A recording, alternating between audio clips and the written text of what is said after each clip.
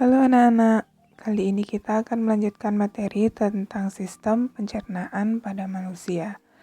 Ini masih termasuk materi IPA di kelas 8.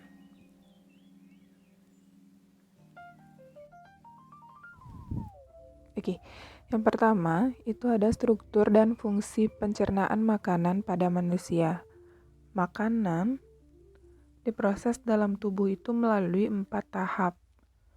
Yang pertama, ada tahap ingesti, itu proses memasukkan makanan ke mulut.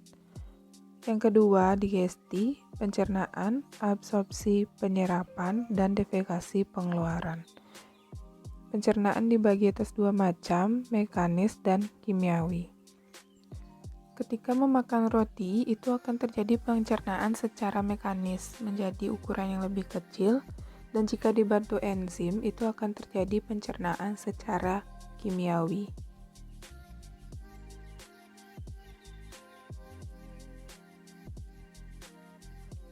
Organ pencernaan utama.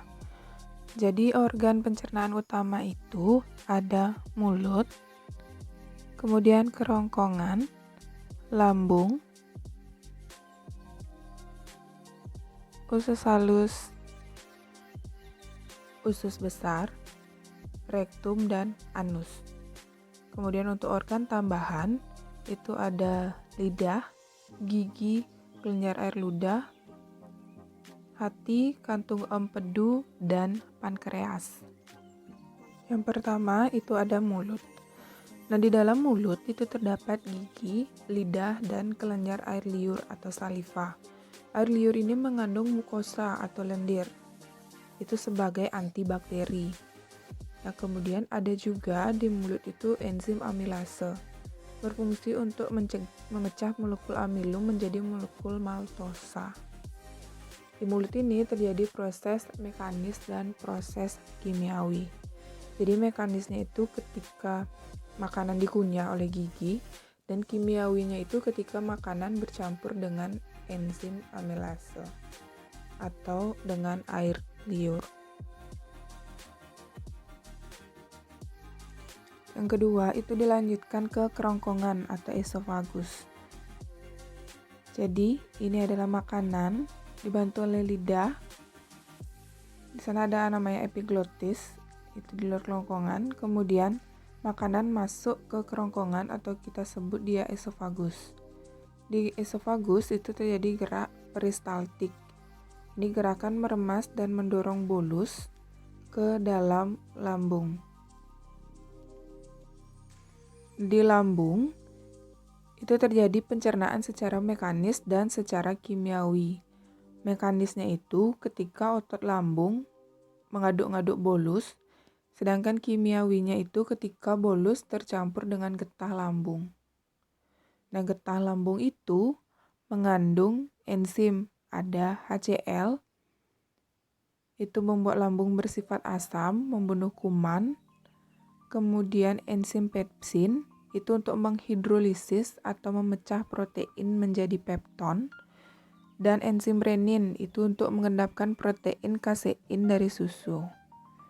Jadi di lambung itu kurang lebih terjadi pencernaan selama 2-4 jam sehingga bolus menjadi kimus.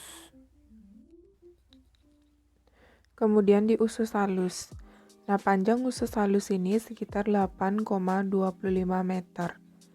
Itu terdiri atas 3 bagian, ada usus 12 jari sekitar 0,25 meter, usus tengah itu sekitar 7 meter, dan usus penyerapan itu sekitar 1 meter.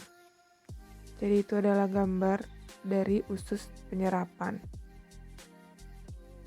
Jadi usus itu terjadi proses kimiawi saja. Pada duodenum itu terdapat saluran yang terhubung dengan kantung empedu dan pankreas. Nah, getah pankreas nanti yang menghasilkan enzim. Itu ada enzim lipase, mengubah lemak menjadi asam lemak, amilase, mencerna amilum menjadi maltosa, dan tripsin, itu mencerna protein menjadi polipeptida. Getah empedu yang dihasilkan di hati, itu dapat mengemulsikan lemak agar larut dalam air. Pencernaan makanan kemudian dilanjutkan ke jejenom sampai siap diserap.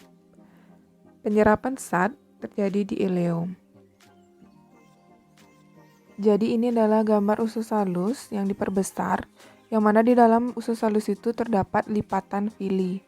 Glukosa, vitamin yang larut dalam air, asam amino, dan mineral yang diserap oleh villi usus halus dibawa ke hati dan diedarkan ke seluruh tubuh. Oke, kita lanjutkan ke usus besar.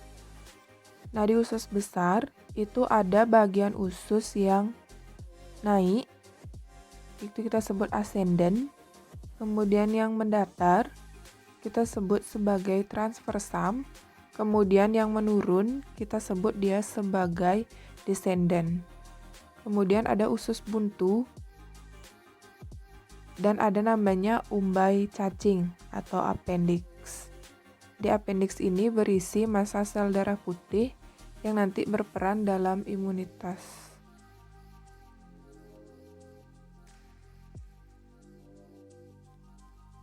Zat yang masuk ke usus besar itu adalah zat yang sisa, itu berada sekitar 1-4 hari di usus besar. Kemudian dibantu dengan bakteri Escherichia coli untuk proses pembusukan makanan. Sisa makanan yang tidak terpakai beserta gas-gas yang berbau disebut sebagai tinja atau feses. Kemudian kita lanjutkan ke organ pencernaan tambahan. Itu ada hati, kemudian ada pankreas, dan ada kantung empedu. Jadi kita bahas satu-satu.